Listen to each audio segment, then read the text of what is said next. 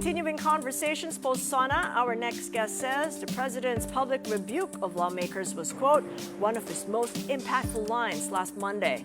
With us now for more is the president of the Institute of Development and Econometrics Analysis and chairman of the UP Visayas Foundation. He's also a fellow of the Foundation for Economic Freedom, Alex Escucha. So good to see you, Alex. Welcome to the program. Good morning. Thank you for having me. All right, let's take it on from debt. A record increase there on debt levels, but the more important metric, and I think you would agree, is the debt-to-GDP ratio, because the finance secretary often mentions that that is what we have to watch out for.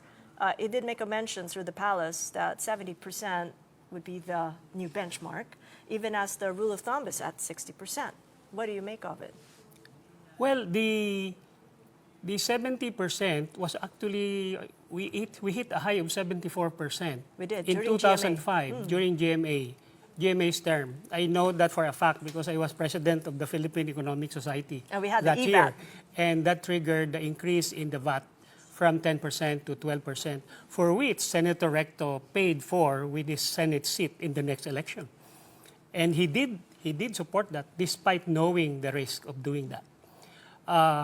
But I wrote an article in Business World just on that. The absolute amount of the debt is meaningless by itself. It has to be in relation to the size of the economy. And from 70% plus in 2005, it has actually steadily declined all the way to during GMA's term and Pinoy's term. In fact, during Pinoy, we got this the investment grade sovereign credit rating and hit a low of 39% in December 2019, just before the surge in the spending because of the COVID pandemic, which brought it back to about 65%. It's now at 60%. Then let's zoom out of that picture. The whole budget process, from the big picture is the Ambition 2040, which was crafted during Pinoy's time. And from there, there's every administration crafts a 5-year development plan. And so for this administration, 2023 to 2028. And then based on that, the Development Budget Coordinating Committee crafts a 5-year macro fiscal framework with revenues, expenses, spending, deficit, and of course, borrowing. So I'm not surprised because in fact we should be expecting that the amount of the debt should be increasing every year because we have an annual deficit but you want to make of sure about 1.2 trillion per year. Correct, but you want to make sure that that debt is sustainably paid. But with concerns with the way that or at least the government is analysis spending, of the last 10 years. There is some concern in the flood control projects, and that's what I wanted to get to. Yes. Because in SONA, there was a public rebuke. And a shifting dynamic, if you will, between the executive and the legislative. Yes. Do you think that shifting dynamic is real, or is it just pure optics? Both. Let me unpack that two ways. On the debt side, we have analyzed the structure of the debt. One is that the ratio, according to the 5-year fiscal framework, is that it's supposed to go down to around 50-55% by 2028. We're still on track with that. Number two, is it sustainable? It is 80% domestic and 20% foreign. It is 70% long-term, meaning 5 years or over, and only 30% shorter term. In short, just like when you borrow for a housing loan, the initial amortization is heavy on the first year. But as your income grows, you actually get to forget about it after 3 years, right?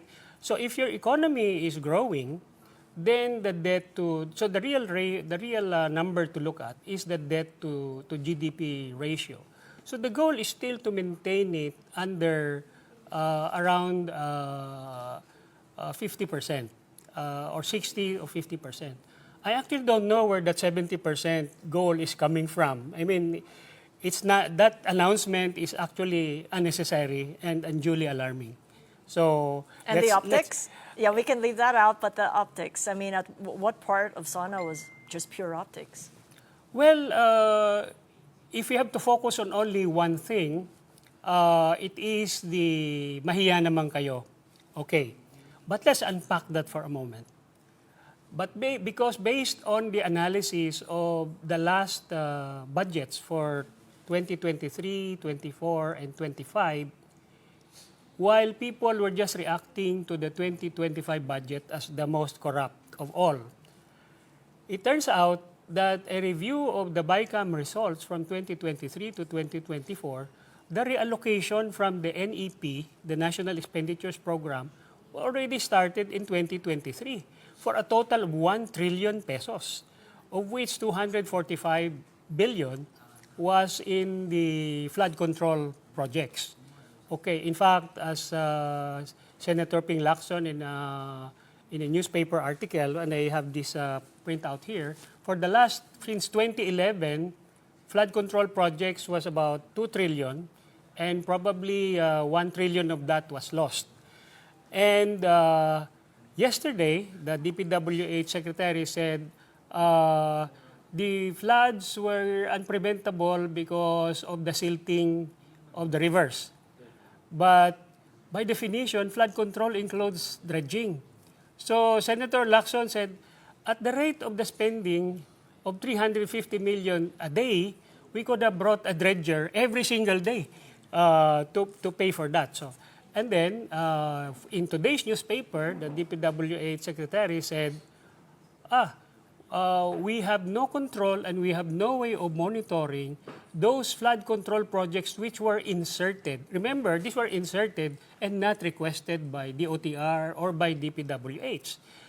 And therefore, by definition, and he said so, it was not subject to any engineering studies, any feasibilities, including right-of-way issues. Okay. So that's where it is. It is, and a lot more to unpack. Definitely we'll have you back, Alex. There's just so much to talk about, Yes. and the review. We're waiting for that review and the assessment and get more to unpack. Yes. Thank you so much. Alex Escucha of the Foundation for Economic Freedom.